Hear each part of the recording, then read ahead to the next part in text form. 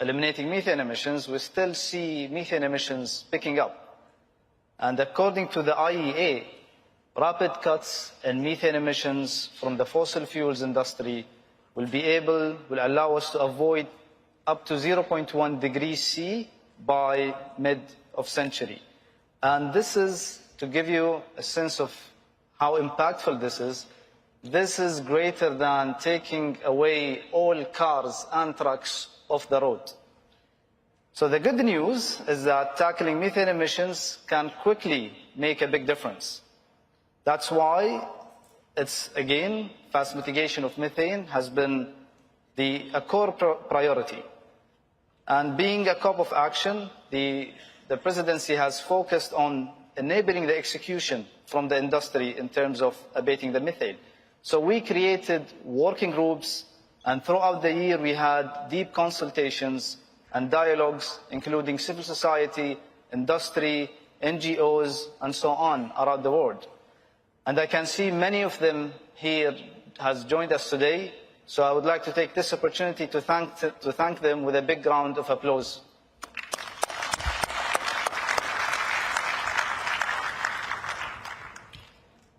Thank you so much for your insightful support, and we look forward to continue this engagement after COP as well. So we recognize through these consultations there are two key challenges: finance and technical capacity.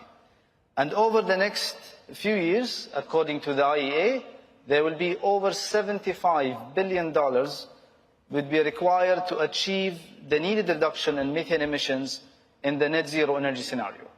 And project impact is contingent on successful adoption and implementation of the right abatement technologies. So, and today, if we look at where these emissions from methane are coming from, they come from 60% come from low or mid-income countries. And that's where the financial solutions become vital. So today we are joined by a few of the leaders from the organizations that have been supporting us through the past year. And collectively, the panel that we are going to have aims to unlock a suite of financial and technical solutions to accelerate the execution at scale. Without any further ado, let me call upon the stage our esteemed panelists, starting with Fred Kropp, the President of Environmental Defense Fund.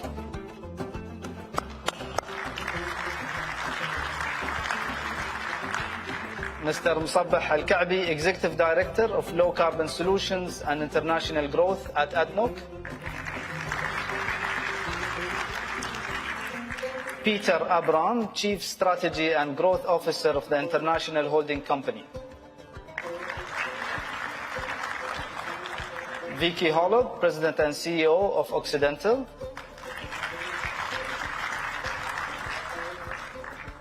Dr. Sorry, Fred. Can you please join us here? Thank you.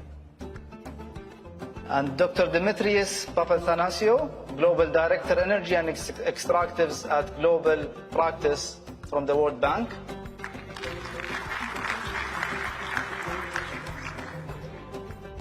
Yes, Doctor, can you please join us here? Thank you.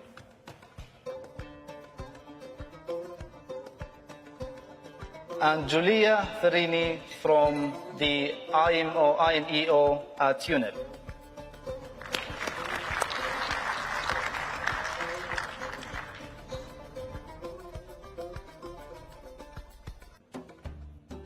Thank you all for joining us today. I'm going to start with you, Julia. So you have been supporting us in the working groups, and we are all excited now about the oil and gas companies, the 52 plus companies who signed up to eliminating their methane emissions by 2030. So would you like to share with us how UNEP can support this initiative? Thank you for the question, Abdullah, and a pleasure for being here. We very much welcome the ambition that this COP has delivered on methane so far, especially through initiatives like the Oil and Gas Decarbonization Charter. As someone told me the other day, we cannot afford to lose on methane. We need to run the methane sprint to win the CO2 marathon, and it is absolutely critical that companies join initiatives like the OGDC. Now, it is also critical that initiatives like this one are backed by credibility and transparency, and this is exactly what UNEP's International Methane Emissions Observatory was set to do, as it provides open, reliable, and actionable data in the hands of those that can fix emissions. Because at the end of the day, those that will fix the emissions are the asset managers in the companies that need to have the information. There is no way we will bring these emissions down if we don't know where they actually are occurring from.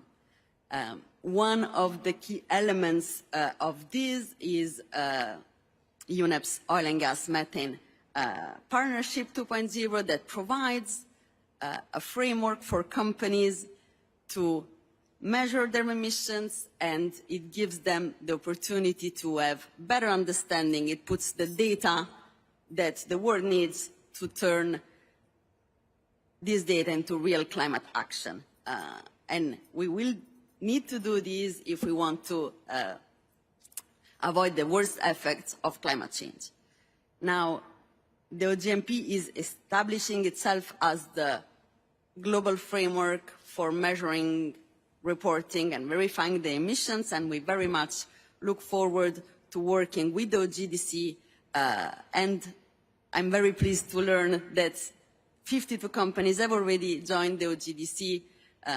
We also work with national oil companies that have a critical role to play in facilitating the reduction of emissions as they host to half of the world's oil and gas reserve. Now, we very much look forward and stand ready to put data in the right hands through the OGMP, but also through our satellite program that is called MARS, the Methane Alert and Reduction System. The world is very much experiencing what we call a methane data revolution, and so we're sure that with increased reporting and transparency from the companies and satellites that have increasingly powerful capabilities, the world will have the data it needs to step up its action on methane. And UNEP stands ready to work with companies that are willing to live up to their commitments. Thank you. Thank you, Julia, and we really appreciate your support as well as the suite of initiatives and instruments and tools that UNEP has been providing not only for companies, but for the governments as well in building capacity to set the right policy frameworks. I'm going to turn to Dr. Dimitrios. We witnessed on the stage on the 2nd of December during the World Climate Action Summit, Dr. Sultan Al-Jaber, the Cop28 president, along with Secretary John Kerry, as well as Mr. Ajay Banga, celebrating the trust fund for the methane. And would you like to share with us some insights about this initiative and what it's trying to achieve? Thank you very much, and good morning, everyone. At the World Bank, we put climate change at the heart of development because we do believe that development and climate change action go together. When it comes to how we've been working for a long time now in developing countries and with oil and gas producing countries, national oil companies, it is more than 2 decades that we have the Global Gas Flaring Reduction Partnership operating. So we have 2 decades of experience of working around the world and improving the way oil and gas companies are operating so that they reduce routine gas flaring. And indeed, we have seen evidence that this is a partnership that yields results. In the last few years, oil production has been going up globally, but routine flaring has been substantially being reduced. So this is clearly something that can be done. And on the side of the World Bank, we were really happy and proud that we were able to act as a bridge between bringing technological capacities from advanced oil and gas companies from around the world, partnering with government in host countries that are producing oil and gas, and helping them with technology and operations so that they can do better. What we all know for sure is that everything that is saved from going up in the atmosphere is real valuable, not only because it will delay the effects of climate change, but because actually it has monetary value. I think when it comes to methane, we have a new challenge. We knew that the gas flaring monitoring has been much easier. We could do it quite reliably from space, and technology has helped us a lot to identify where the problems were, then engage with companies, improve the regulatory framework, strengthen their institutional capacity, and then get things done. Methane was always much more difficult, much harder to detect. But the good news, of course, is that, as was just mentioned, technology is improving. It is not perfect yet. There's work to be done, but it's starting. I think we can use satellite data to identify the sources in a much better way. And then, of course, we can go on the ground and do much more. What we want to help with is really developing countries want to do this. They want to do the right thing. They need the technological support, the transfer of best practices. And it is really great that, and I would like to thank the United Arab Emirates government for the leadership in this.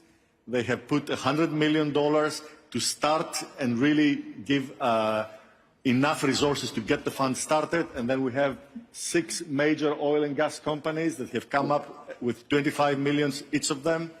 And we thank them very much. And we're working also so that additional major oil and gas companies can join us in this and make sure that we can bridge technical capabilities, best practices from the developed world, from the advanced oil and gas companies, and help developing countries who want to do the right thing, and they're either missing the technology or they need to find out quickly how they can improve operations.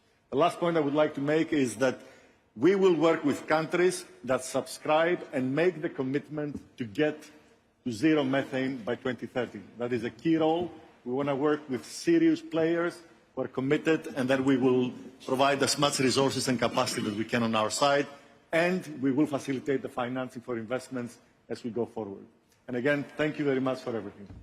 Thank you, Dr. Demetrios. And it's exciting. It was very exciting when we saw the successful implementation of this fund in one of the developing nations that helped kickstart and accelerate the methane abatement in that nation. So I'm going to turn to Vicky Holub as a contributor to this fund and giving your advocacy on methane and CO2 emissions. What would you like to share with us today about what does it mean for Occidental to be part of this? Well, thank you. And I'd like to say that His Excellency Minister Suhail said it right. It's really about the emissions. It's not about the fuel source. It's about the emissions, and it's about collaboration within our industry and hopefully better collaboration outside our industry. We're producing over 100 million barrels a day in the world today. It's not going to happen overnight that we can eliminate our methane emissions. It's going to take a lot of effort. And the effort is only going to be accomplished and deliver the results that we need if we're more collaborative and if we can be parts of organizations that are driving to make this happen. So I'd like to just give you a few of the things that we're a part of that we believe is making a difference. First of all, we joined the environmental partnership that was established by the American Petroleum Institute in the United States. That's a group that's helping to share best practices among the larger and smaller companies in the U.S. to help all of us get better with respect to our day-to-day operations.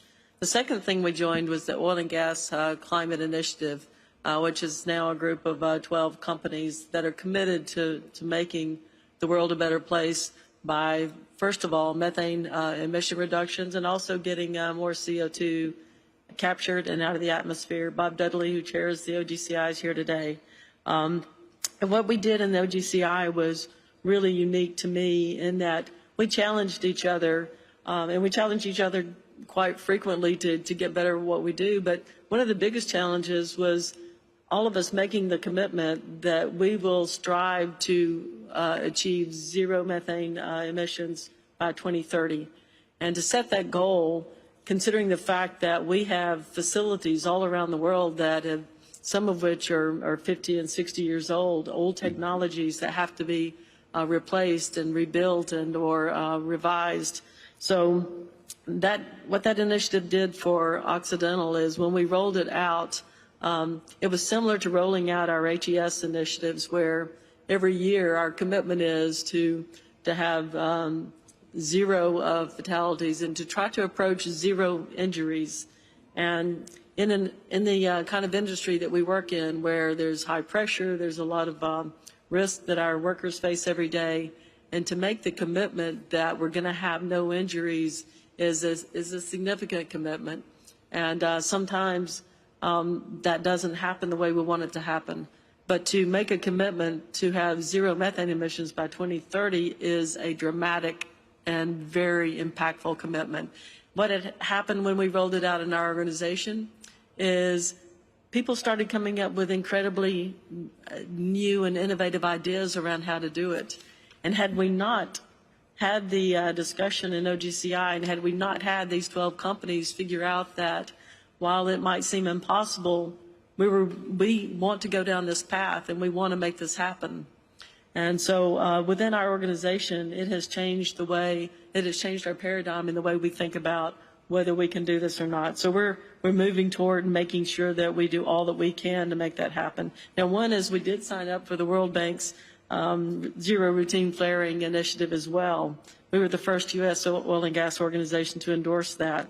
We've also, the UN, the Methane Guiding Principles and Oil and Gas Methane Partnership, the OGMP 2.0.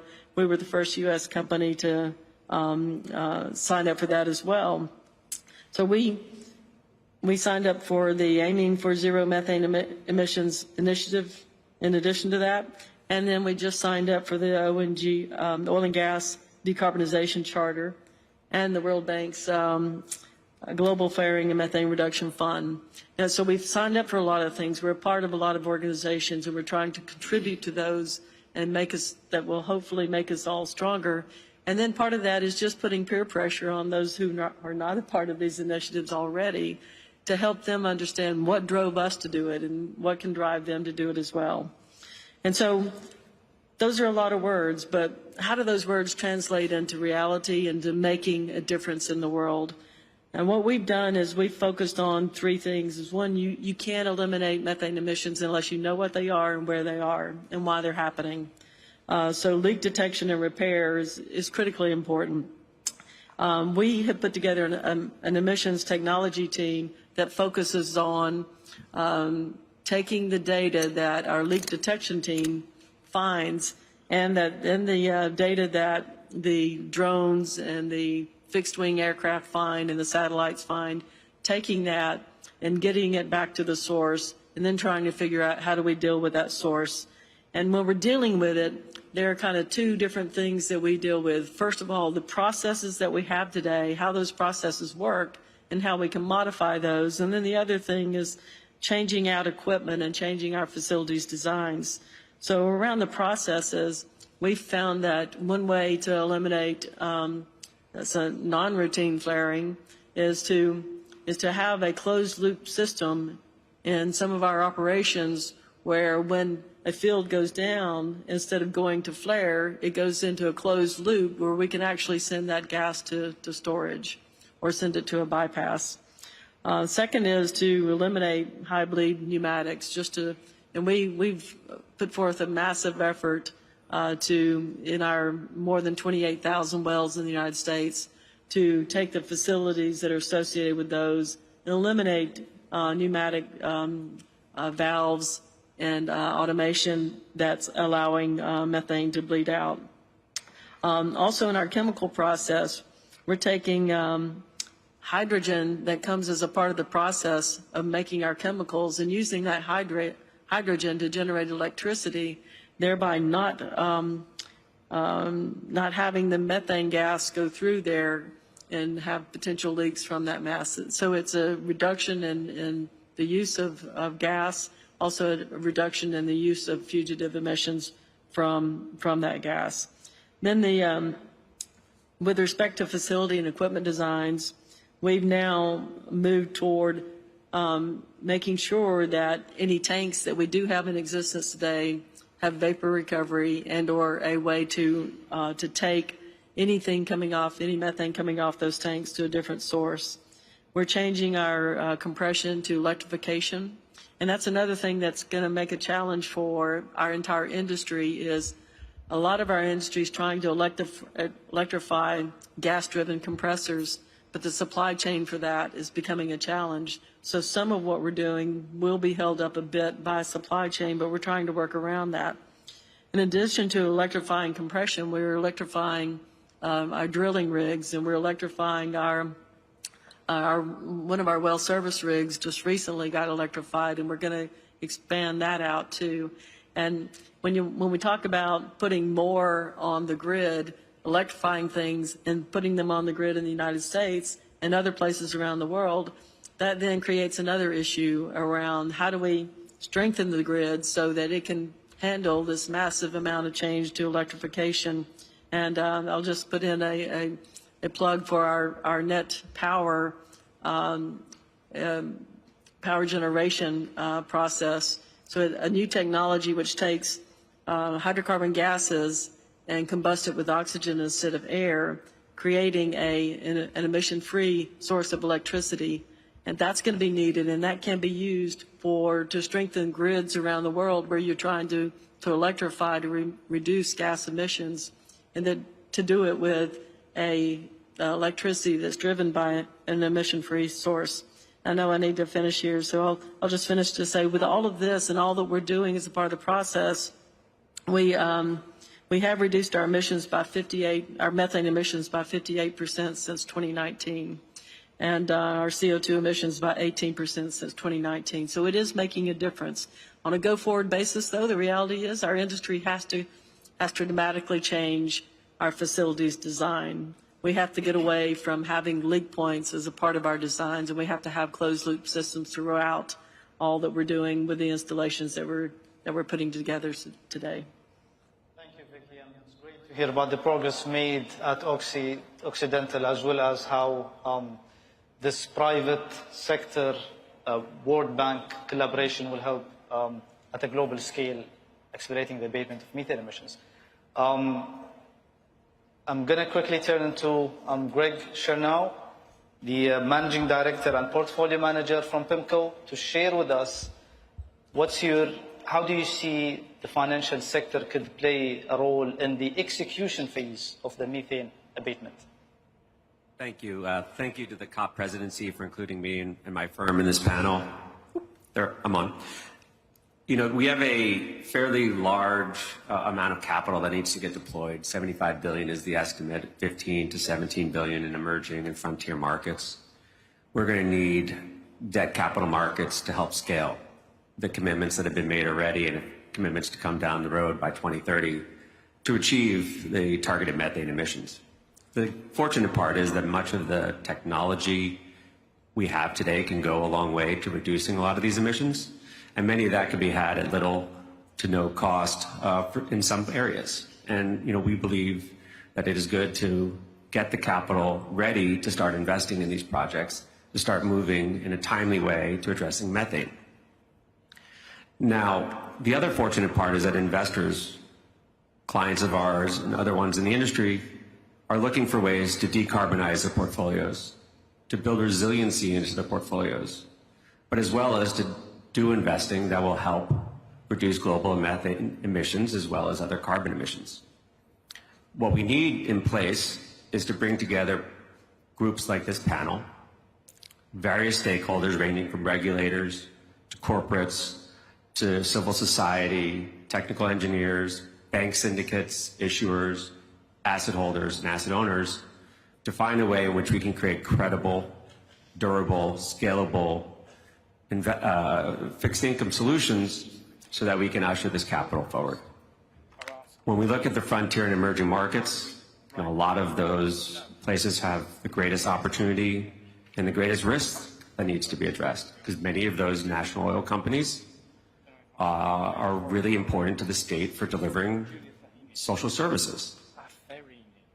That's an obstacle that we need to spend time on so that we can get the capital there and to address the emissions, because in many of those markets, the methane intensity is very high relative to global standards.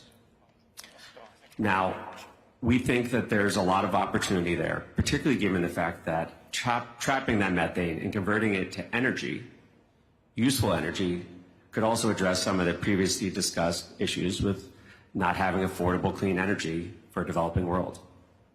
So we view this not as an either or, but a yes and more, where yes, we need to think about what it means to transition a lot of the corporates for the future, but more important today, or equally important today, is that we have to tackle in a timely way global methane emissions, and we think capital markets are going to be an incredibly important component of scaling that needs to happen. Thank you. Thank you, Greg. I'm going to quickly turn on, because I see that our time is running out, to Peter. Peter, would you like to share with us what is IHC working on to support the execution of abatement projects and methane? Thank you, Abdullah. And I'm really grateful to be having this and sharing this experience with everybody. It's amazing and wonderful what Cop28 has done for Abu Dhabi, and to have witnessed it over many years, having lived here. The change in climate action and what has happened over the last few years as we've built to COP28 has been tremendous. It's important that I also provide some background on IHC's recent major climate announcement that will serve as a solution to accelerate methane abatement as one of its objectives. Last week, Sirius International Holding, a subsidiary of Abu Dhabi-based conglomerate and ADX-listed IHC, International Holding Company, made a climate announcement that was of significance. We launched the creation of a pioneering climate company focused on offering end-to-end industrial-scale solutions. Smart Sustainable Solutions, to be known as S3, will focus on 4 critical segments of the new climate economy: methane, carbon, circular economy, and water. S3 aims to address developing nations and foster global cooperation. The company has already begun to implement impactful projects. S3 will deploy capital and management resources on an unprecedented scale, becoming one of the largest companies dedicated to combating climate change. To give you an idea, in our current overall S3 portfolio, including our pipeline, we're negotiating up to $5 billion worth of investments in various projects, including a strategic collaboration agreements both with ADNOC and with SOCAR across all our verticals. We're keen to deploy our capabilities and backing and look forward to working with governments, with national oil companies and with service companies. We're not a fund. We are an operating company, and importantly, we're looking to finance, build, operate and transfer projects, and also to look at PPP models as well. We'll be creating consortiums that deliver end-to-end solutions. We are prepared and ready to lead party, to be matchmakers amongst these stakeholders, and ensuring that stakeholders have a say and that we can work very strongly with them, particularly in those growing countries. These initiatives and our models assume significant spending, and we are not limiting ourselves at all. These business verticals will play a vital role in advancing corporate agendas, focusing on achieving net zero emissions, fulfilling methane pledges, and implementing strategies for net water impact. Thank you. Thank you, Peter. I think we heard you mentioning ADNOC, and we are aware of ADNOC's methane management programs, but Musabbah, if you'd like to share with us what's ADNOC doing at a global scale to help abating methane emissions. Yeah. Thank you, Abdullah. And truly a pleasure to be here among these esteemed panelists. At ADNOC, our strategy is very clear, is to decarbonize the energy system of today while investing in the energies of tomorrow. On our achievements, we're very proud to achieve one of the best performance among our peers, one of the lowest carbon-intensive producers, and we fully subscribe to the targets set by COP28 when it comes to the zero methane by 2030. We even raise our ambition to become a net zero by 2045.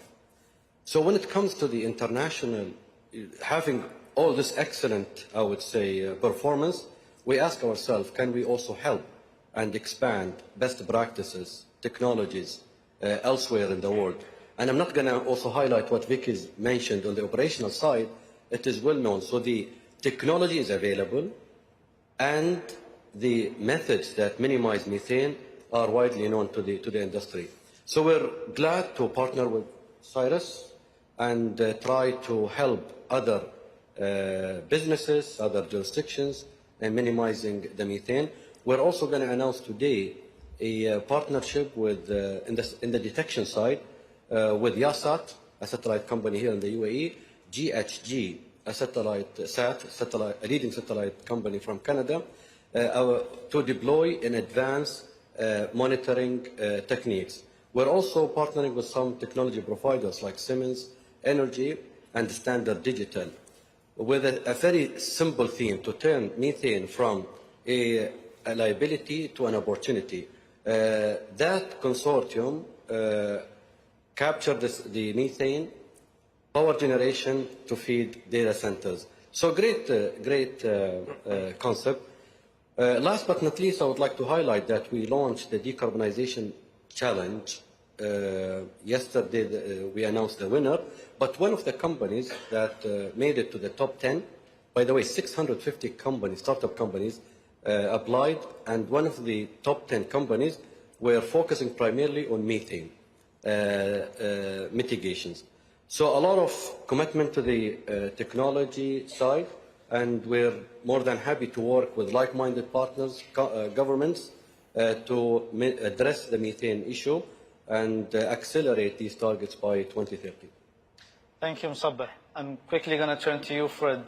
EDF has been always focusing on advocating the importance of abating methane emissions at a global scale. So listening to the suite of new technological and financial solutions that will be available, how do you feel about it? Well, I think, the good news is, as Greg said, that we have the technologies. They're already in commercial use. This is not one of those climate problems where we need to invent something new.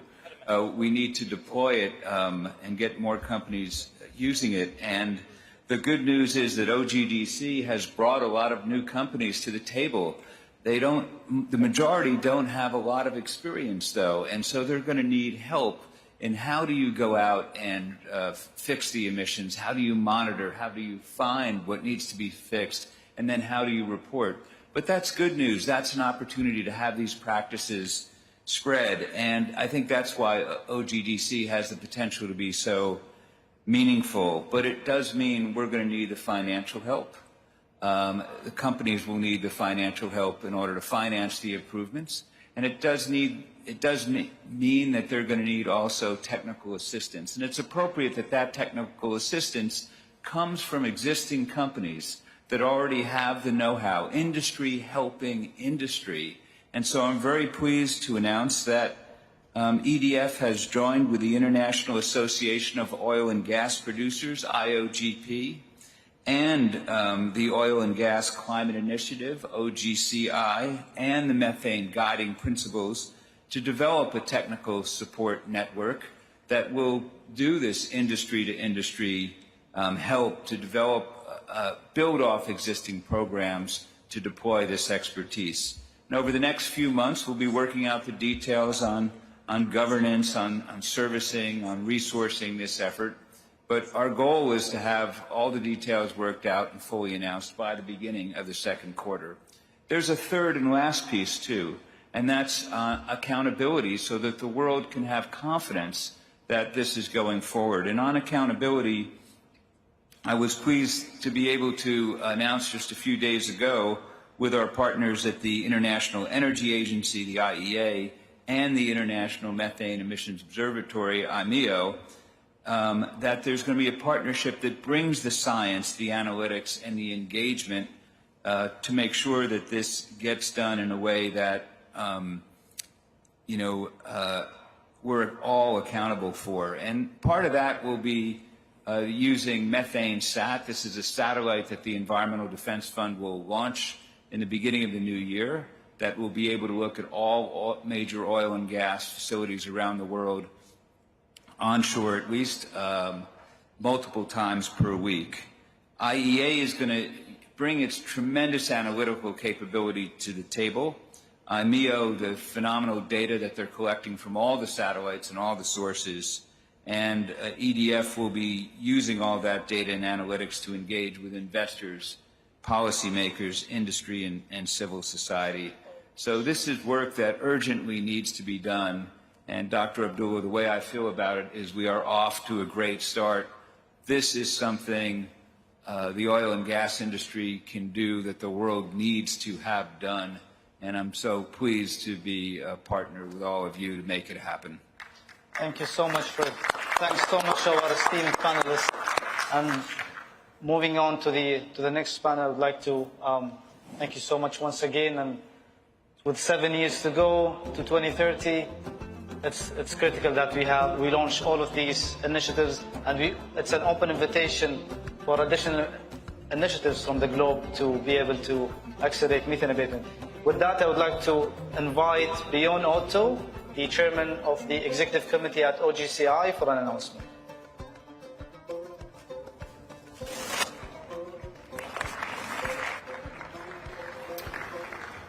Good morning, everybody. Thanks for the opportunity. The Oil and Gas Decarbonization Charter has scale, it has reach, and it is action-oriented. It is a unique opportunity to be impactful on climate action and also to accelerate the energy transition. That is why we in the Oil and Gas Climate Initiative, under the leadership of Bob Dudley and supported by the OGCI member companies, have been so eager to see this happen. Today is a milestone and a beginning. In support of the bold signatories, the leadership and stamina of the COP presidency, and also the collaborative spirit of the Charter, OGCI has accepted the invitation to start leading, take the initial lead in the follow-up of this Charter, an important initiative, to get the wheels going. The Charter is set. The implementation you as companies will be responsible for, but you will not be alone. We will strive to establish a lean, an inclusive and collaborative way of work. We will strive to be a platform and a connector, sharing experiences and examples across the industry to make the decarbonization journey easier, to speed up actions. And we also need to get ready to share and track progress and be ready to share that at upcoming COPs. We will do this working with the signatories, working with the industry at large and society as well. All of us have a job to do. Let's get on with it. Thank you.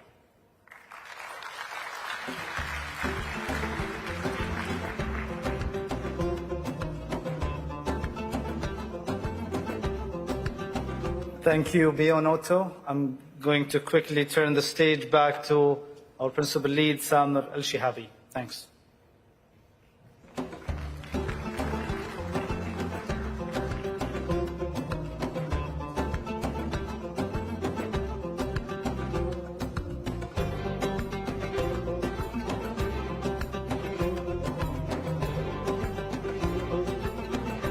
Thank you, everybody. Thank you, Bjorn Otto and OGCI, for the announcement. It's an important message to the world that this is going to continue past the COP and accelerate. So let's get going to try to do our next session. And I would welcome to the stage first Mr. Ricardo Barragan, CEO of Ecopetrol Colombia, Professor Miles Allen from Oxford University, Ms. Orishimaya Ayasan from NNPC Nigeria, Mr. Patrick Puyane from Total Energies, and Mr. Arun Kumar Singh from ONGC India.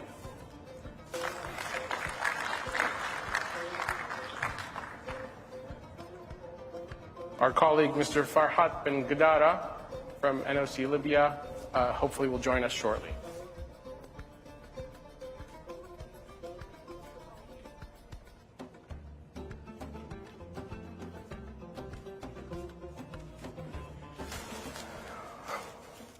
thank you, everybody, again for being here.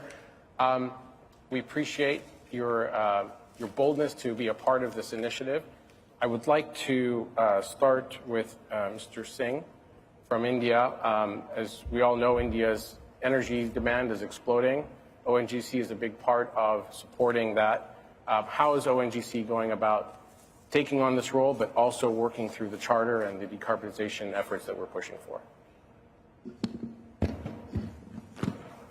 Thank you. Good morning, everyone. In fact,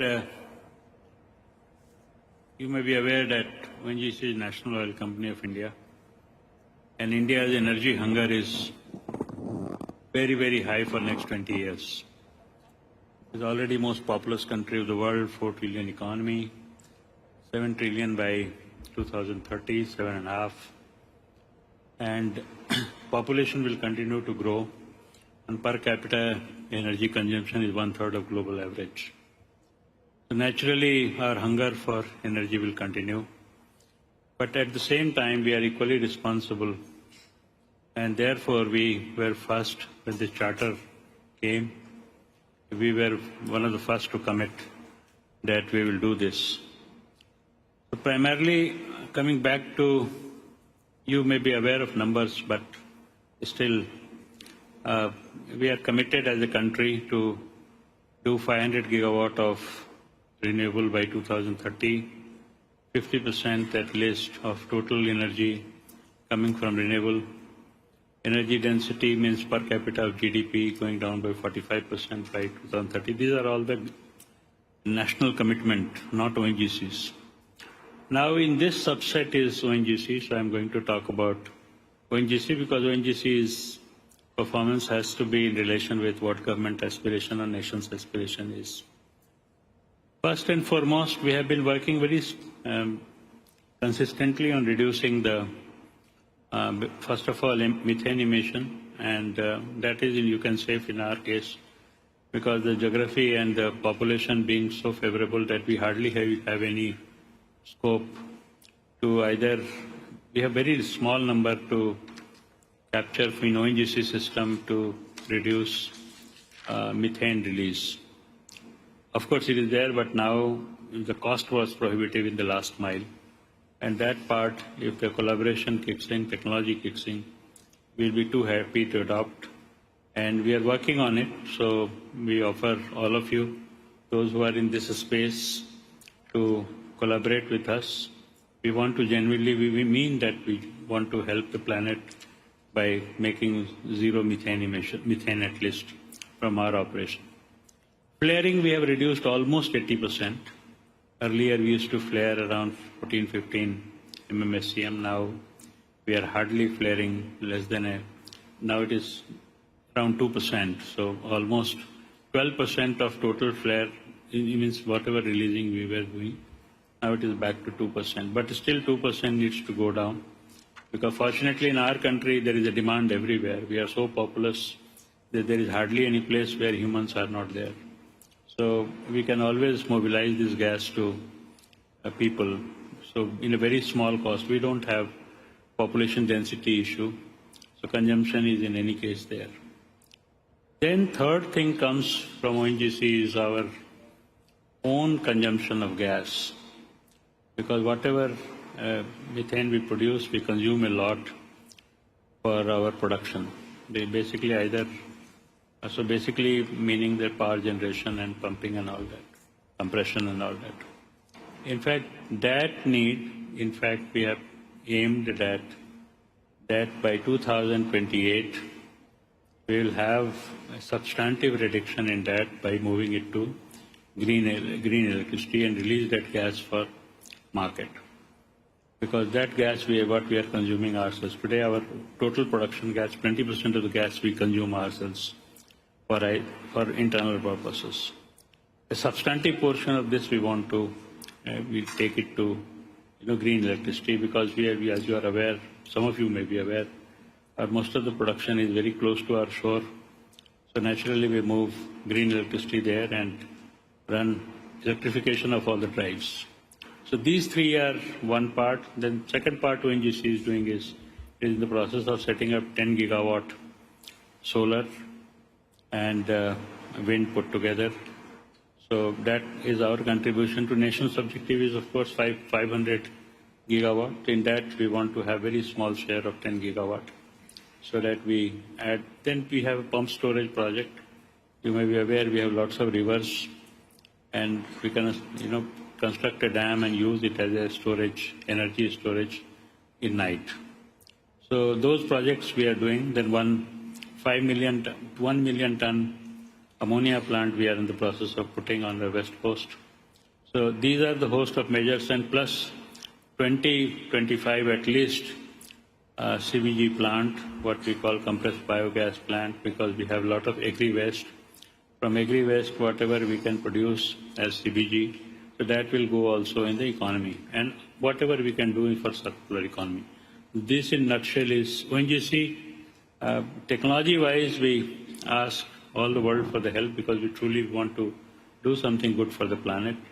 Finance-wise, as you are aware, oil companies are not that, because they have 3-4 years have been good. So naturally, if there is any finance need, that will come after some time, not now. Thank you. Thank you, sir. Mr. Pouyanné, thank you for Total's leading support in the charter and bringing on the partners. How do you see this as a new start for the industry? First of all, I would like to say thank you, and thank you to the presidency for this very pragmatic COP. I think you are touching the fundamental poles: tripling renewables, doubling efficiency, abating methane emissions, and engaging the oil and gas industry. As you said, it's very important, this charter, because I think, and what has happened during all this year, to put together more than 50 companies, international companies and national companies, all our partners, because it's a real step forward, I think, together to work on Scope 1 and 2. As you said, our industry represents, in fact, the own emissions, 10% of the world emissions. We know that we'll need to, the transition, oil and gas will remain for quite a long time, and so we need absolutely to produce oil and gas in a different way by slashing down emissions, and we can do it. We have the technology. It's a question, again, of focusing on it. And I think putting all this group together is, for me, a real step forward. Some people outside will say it's not enough. I think it's really worth, because it will help us everywhere to develop, deploy our technologies, to propose projects. Scope 1 and 2 is at the core of our action. You know what it is about? I think Vicky explained it very well. It's about saving energy, consuming less. And we can do a lot by just saving energy, in particular in our refineries, in our petrochemical plants. We know it's a cost, and our people have plenty of ideas, which are not very high cost, plenty of low-hanging fruits. Then it's a matter of electrification. That is what very explained, electrifying our processes. There are plenty of technologies available. It's done here in Abu Dhabi, electrification the offshore, in Norway, and other places. Of course, it has a cost, but it's part of a license to operate, I would say, for the future, and this is a duty for all of us. Stop methane, yes. I would like just to share with you that methane is really something that we have here. And I think this platform, offering the target to, I would say, aim for zero methane by 2030, is really the right point. We can do it. It's like in my company, I use it as aiming for zero fatalities, aiming for zero methane. You know, it's things which are there. It's a question of stop flaring. Stop routine flaring. It's part, again, gas flared is a loss. We can monetize it. Stop venting. Even on all installation, North Sea, we are implementing that, and it's not very costly, in fact. And then it's a matter of fugitive emissions. And that it's also, and so measuring these emissions is key. We know our industry is relying about some factors of emissions. I think Total Energies, we have developed a technology with a drone that we have deployed in 2023 worldwide on all our assets to measure really what are the methane emissions. And we have some few surprises, some positive, some negative, but it helps us to intervene. The idea in our teams is to say, okay, we measure and we must behave when we have a leakage of methane emissions as we behave if we have a leakage of oil, you know, immediately acting. And when you know, you act. So I would encourage to share this technology. By the way, today we announced with some of our partners in the room, Sonangol in Angola, Petrobras in Brazil, and Soka in Azerbaijan, but we have decided to put our technology of measurements at their disposal for measuring all, not only our own assets, but all the assets of their country. So I'm happy to share that. I think it's part of the spirit of the OGDC, as it was explained, to bring the technologies that we have and to share it with all our national oil companies. This is an example. So if more national companies want to have access, it's open and it's for free, to be clear. It's just that I think we need to engage and deploy the measurement. It's important. So that's the whole program. I think also, in our case, we have decided, as you know, to act by investing, for example, in Iraq, where there is a lot of flare, there is a lack of electricity, so investing in order to stop flaring there and to transform this flared gas in a resource for electricity is also things that oil and gas companies can act. So I welcome, and I can assure you that we are friends of VGCI, and TotalEnergies will continue to be committed with all our national companies partners in order to put into action this charter, and I think it's really a step forward. Thank you, sir. And you heard it here. It's free.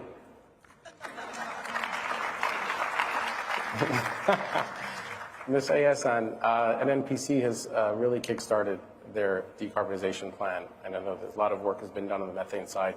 Do you see this charter as an impediment or an opportunity? Yeah, thank you very much, Samuel. I think it's a major opportunity, not just for NNPC Limited, but I think for the entire sub-region. The Global South, as we all know, contributes 3% to emissions, but that does not exclude us from the consequences of emissions. I think the decarbonization drive and the charter is not just an ethical imperative, but also a strategic imperative for even the national oil company like Nigeria. For us, we've declared this year, this decade, as a decade of gas, and the sole reason not just to produce more gas for export, but gas to energize even the local economy. And not just the local economy, but the entire sub-region as well. So we believe that the charter, working towards zero flare, working towards methane emission reduction by 2030, working towards scope 1 and 2 CO2 by 2050, we're totally aligned to that, and we see that as being very, very achievable.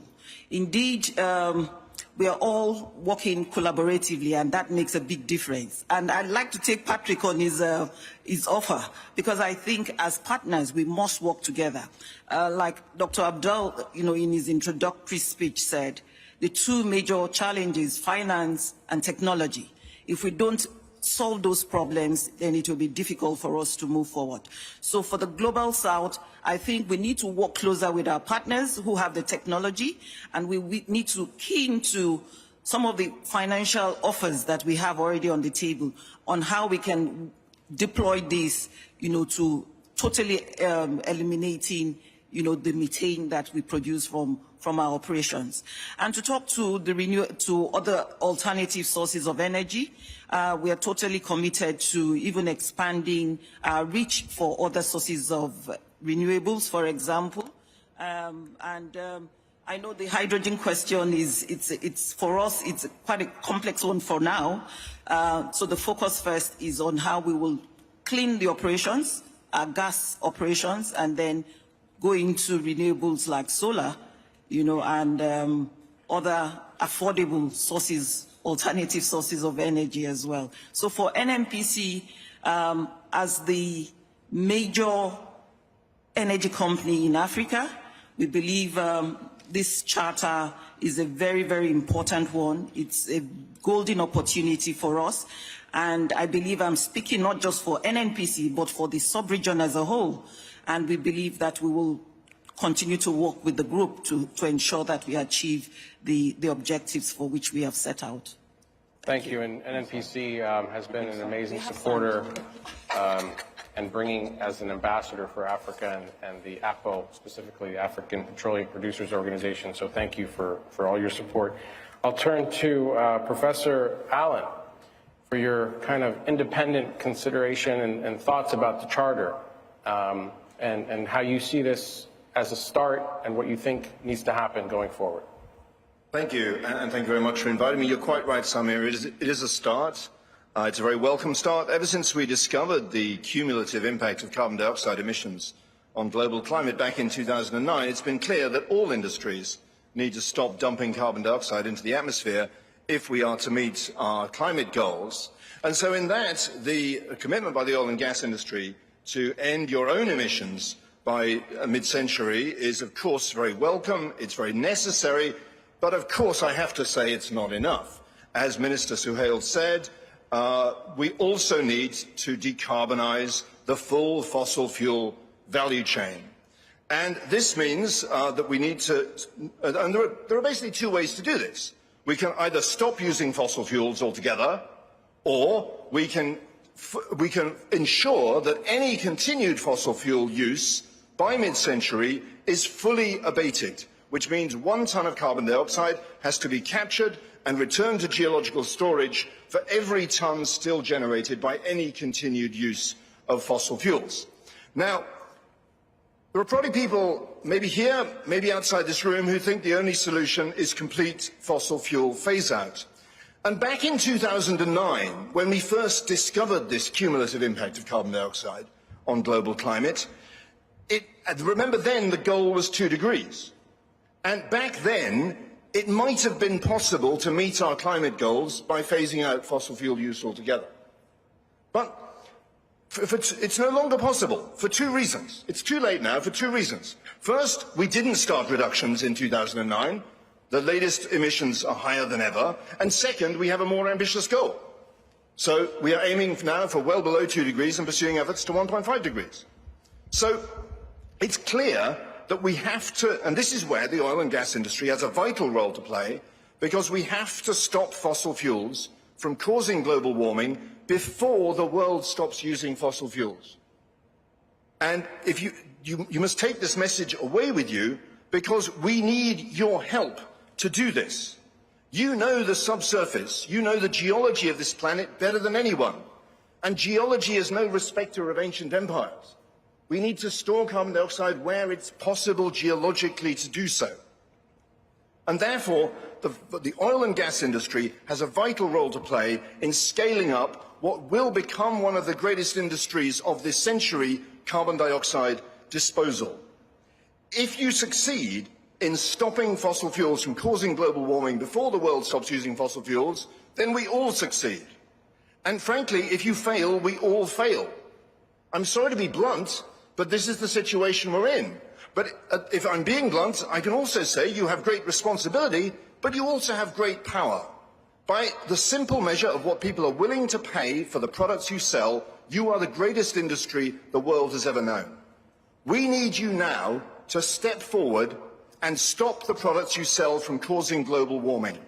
I am confident you can do it. If you can do it by mid-century, our grandchildren will thank you for ensuring their prosperity, just as we have to thank you for ensuring our prosperity today. Thank you.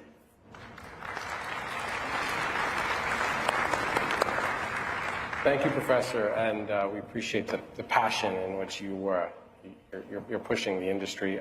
If I may turn to Mr. Roa for your perspective from Colombia and the efforts that Ecopetrol is taking within their operations, because you have a lot of operations yourselves, not just in addition to your joint operations, on how you want to implement the Charter, and any support you think you will need to do so. Thank you, Samir. Thank you, everybody.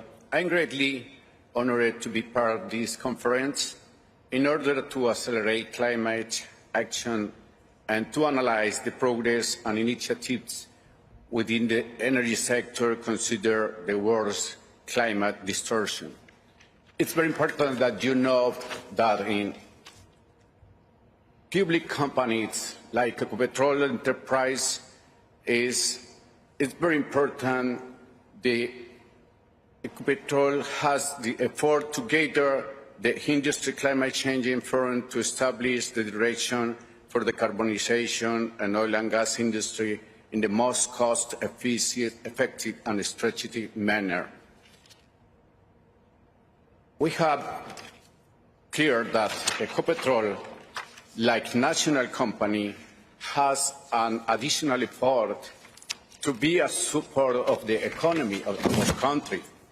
In this case, the national enterprise as Ecopetrol face the additional challenge of securing resources for emerging economies like Colombia. In recent years, Ecopetrol has constituted between 12 and 20% of the national budget. Since 2020, we have measured reduced 1.5 million tons of CO2 in true energy efficiency, methane reductions, and fluorine reductions. We have over-delivered in our reduction goal each year since 2020. We have measured 95% of all of our direct methane emissions through satellite technology and overflights. We have closed 1,700 leaks since declaring our goal in 2020. We are also support of 0.6 million parts. We achieved gold standard OGMP standard this year. We are committed to continuous reduction emissions and showing an example for other national oil companies. However, like you said, teacher, we need your support to accelerate all our goals and our plans. Thank you very much. Thank you. So I would like to thank the panelists for your remarks. This is clearly the start, and we hope that we will continue to build on this momentum. Thank you again. Please a round of applause for our panelists, and welcome you too. Back to your seats. Thank you. Thank you, sir.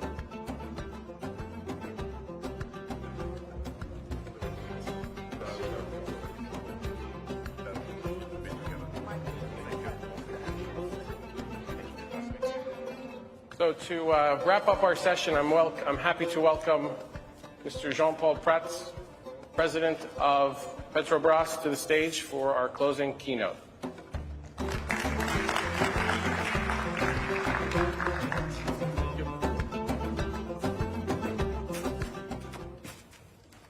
Assalamu alaikum, His Excellency Minister Mohammad Masroei, Minister of Energy of UAE, Dr. Abdullah, Dr. Sultan Al-Jaber, Arun, all my friends, greetings to all.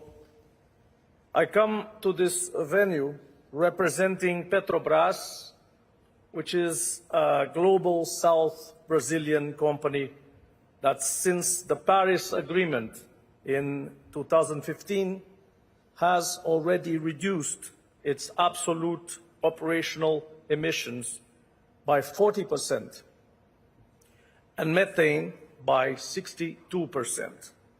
I come to this session just as we reached gold standard on the oil and gas methane partnership, OGMP. Julia was here. Thus, thank you. I would like to outline some of the challenges and opportunities we see ahead, both of which faced head-on throughout this COP28 by the state parties and civil society alike, and hope to see discussed until we meet in Brazil at Belém during COP30. We view OGDA as an avenue for credible and stable progress without turnarounds and respectful of the complex social economic disparities of the world. According to IEA, their reports on the oil and gas industry net zero transitions, less than 50% of our current oil and gas production comes from companies that have targets to lower their operational emissions.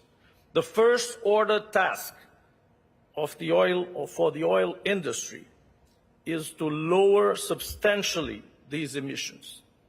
The report also states that quotes, far broader coalition with much more ambitious targets is needed.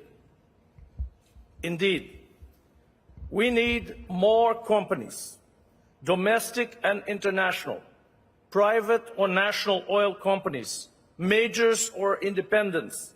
All of us have a duty to perform, to achieve those goals, to reach the milestones required to tackle the climate emergency, conscious of the reality that the security of energy is both essential for life and burdening to the planet, as also is the understanding and orientation of President Lula to all of us in the government.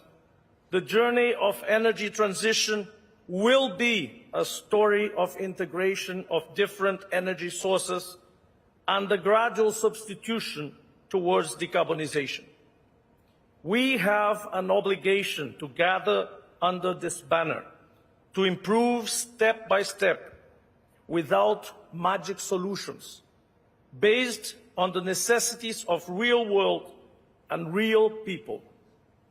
In this sense, I congratulate the Cop28 leadership in the person of His Excellency Dr. Sultan Al Jaber, my colleague, CEO of ADNOC, our sister company, for launching the basis of this broader coalition, a challenge with high materiality, 5 gigatons of CO2 equivalent, nearly 10% of the world's emissions, much of it tackling methane immediately, before 2030.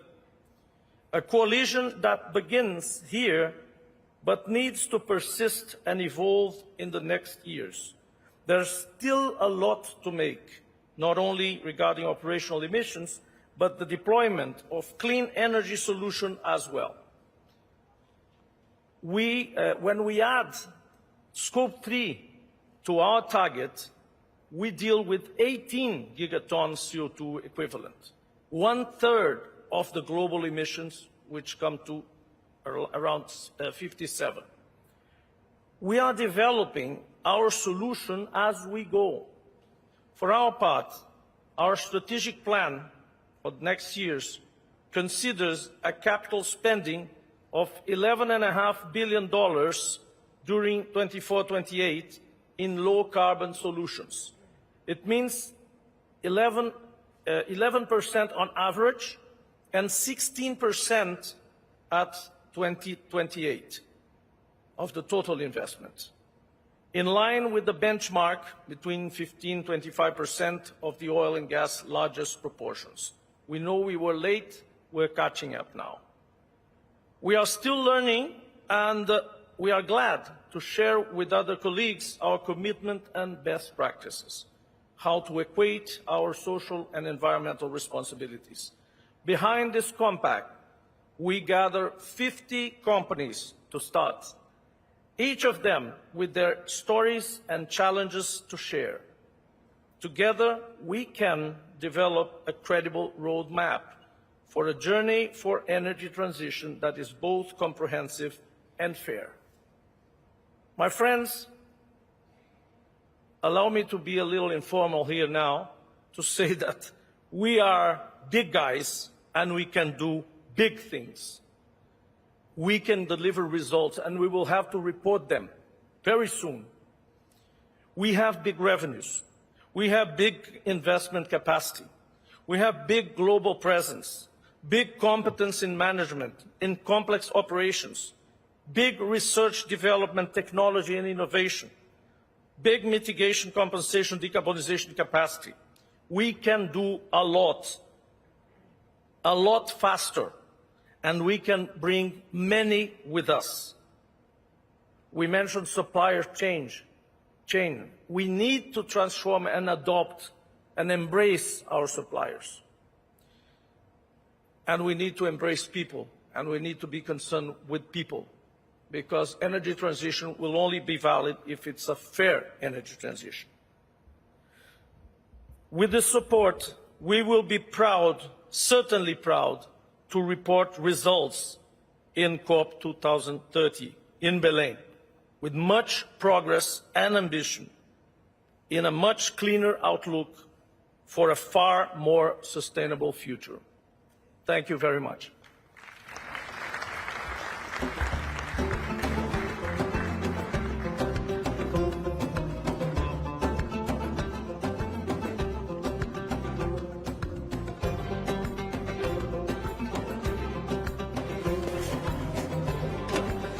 Before we wrap up, I wanted to do one thing, and to take a look at this map for a second. You can see where the concentrations are. You can see where the gaps are. You can see the difference between the IOC blue and the NOC orange. And you see we still have a lot to do.